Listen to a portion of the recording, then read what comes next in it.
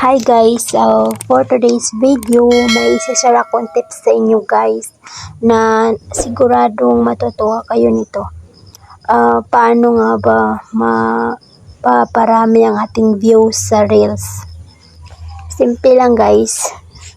Ganito, kapag nag-post tayo ng Reels natin, silbi ito yung bagong update ni Meta.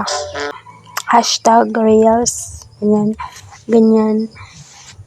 Pero ang pinaka-importante dito guys, ito, ganyan. Tapos, ilagay natin dyan followers.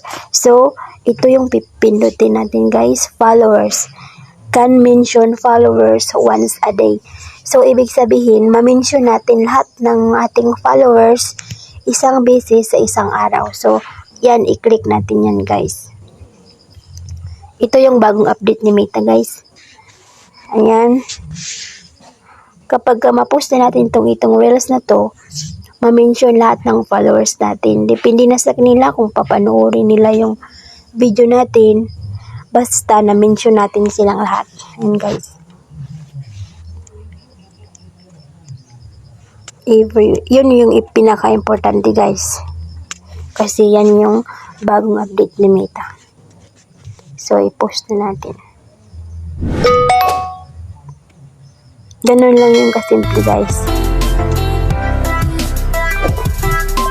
So, sana may natutunan kayo sa video.